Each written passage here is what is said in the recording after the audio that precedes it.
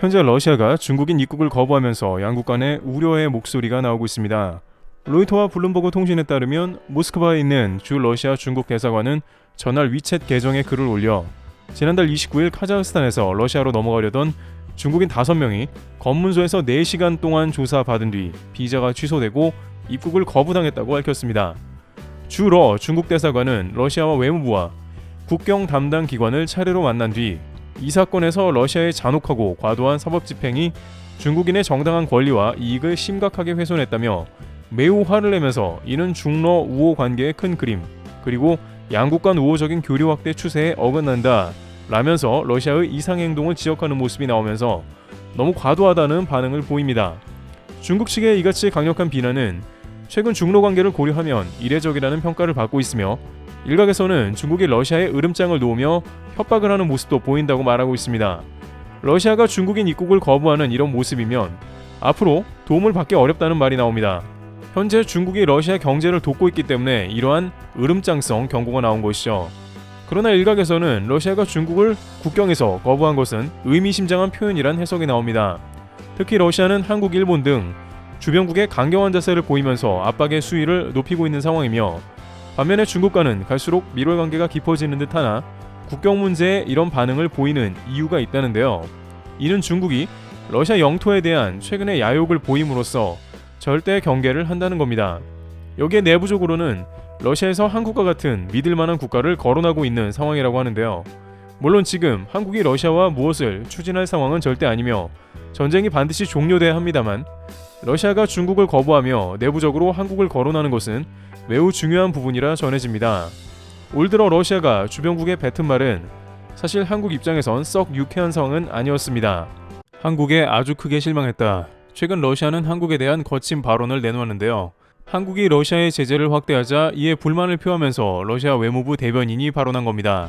지금까지 러시아는 한국에 대해 비우호 국가로 불리는 했지만 상당히 우호적으로 대해왔었는데요. 최근 이런 식으로 거친 한국에 대한 반응이 나오면서 러시아와의 관계 불안감이 돌고 있습니다.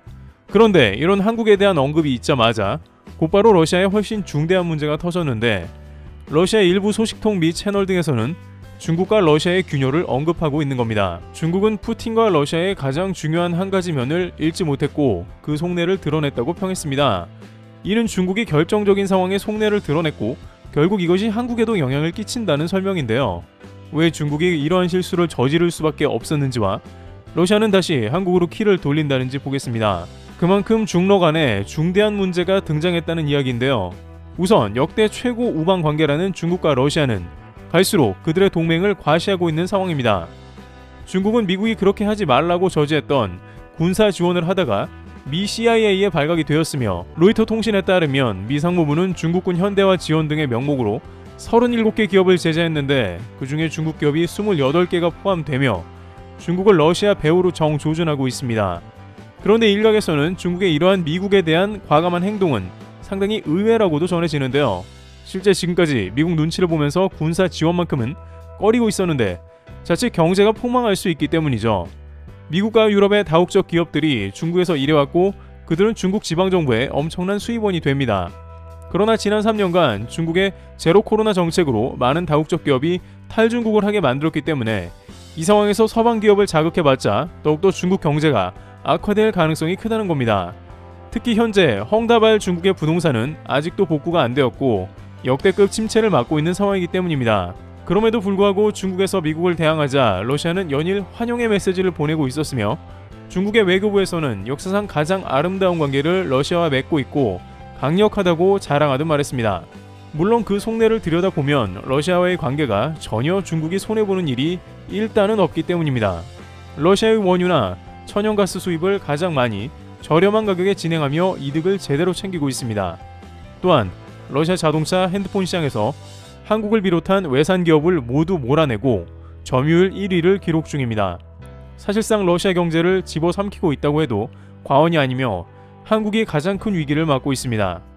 그 가운데 러시아는 자연히 많은 것을 내주고 있으니 중국에 가장 필요한 군사 지원을 요청할 것이며 중국은 어쩔 수 없이 뒤로 군수 물품을 공급하다가 이번에 적발되면서 철퇴가 내려진 걸로 보입니다.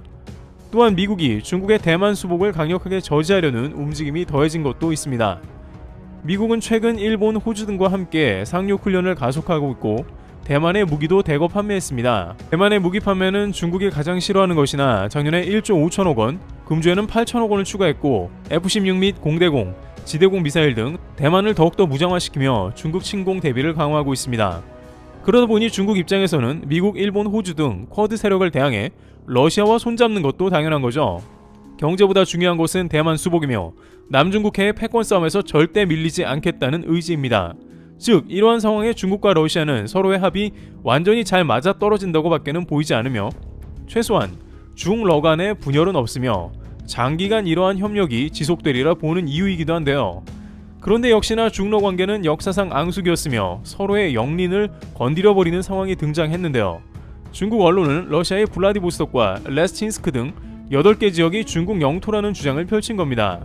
연해주로 알려있는 이 지역은 고조선 발해 등 사실상 조선의 영토라고 보는 시각이 한국의 입장입니다만 1860년까지는 중국 영토였으며 이것을 아편전쟁 등을 계기로 러시아로 합병하게 된 상황이 나왔습니다. 그러나 중국이 가장 강조하는 것은 중화 사상이며 당연히 이 영토도 중국의 것이라 주장하기 시작했는데 중국은 영토를 주장하는 데 있어 이러한 명칭을 없애버리거나 중국식으로 바꾸는 작업을 합니다. 한국의 간도비를 폭파해버리는 등의 행위가 바로 간도가 중국 땅임을 주장하기 위한 행동입니다. 일본 역시 독도를 다케시마라 계속 주장하는 이유가 영토 분쟁을 하는 주된 이유라는 겁니다.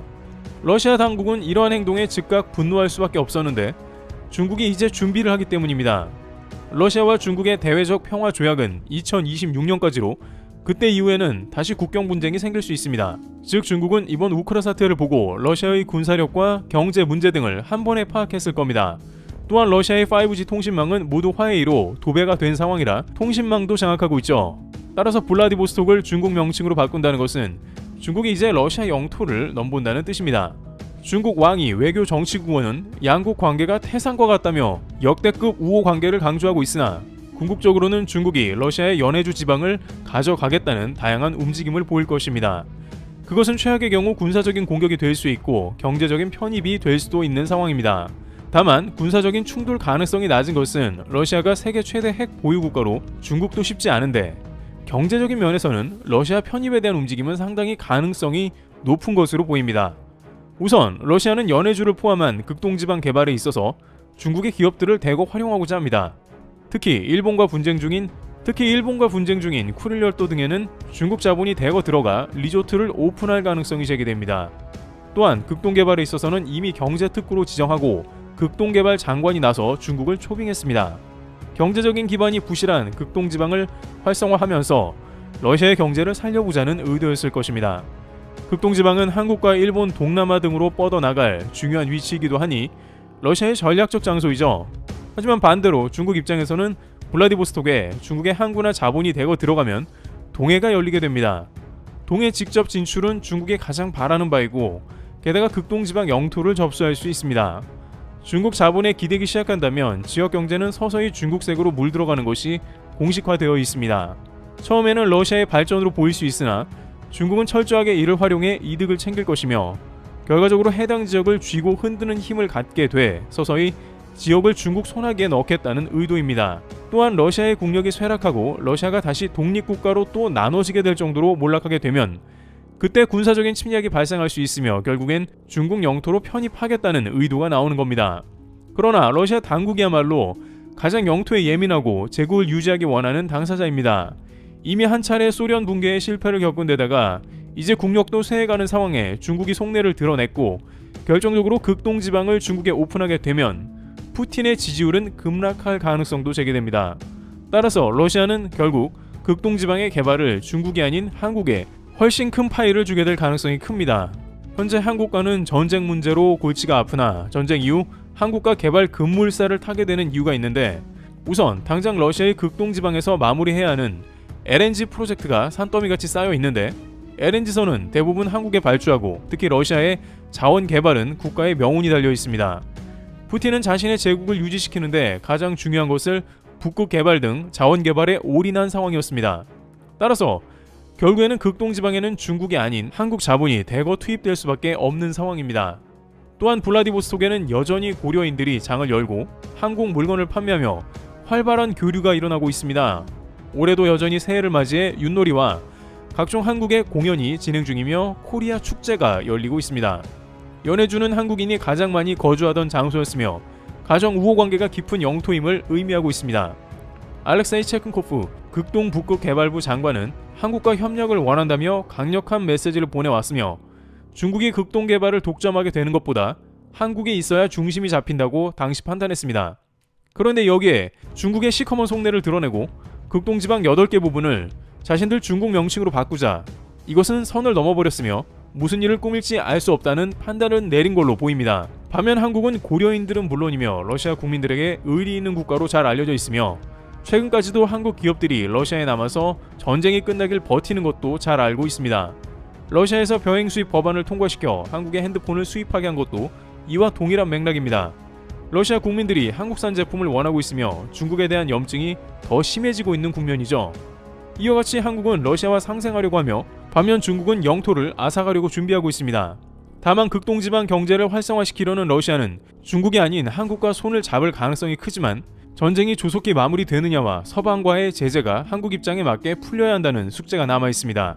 과연 극동지방에 한국과 러시아가 손을 잡고 언제쯤 개발을 전개하게 될지 귀추가 주목됩니다. 트리블TV였습니다. 감사합니다.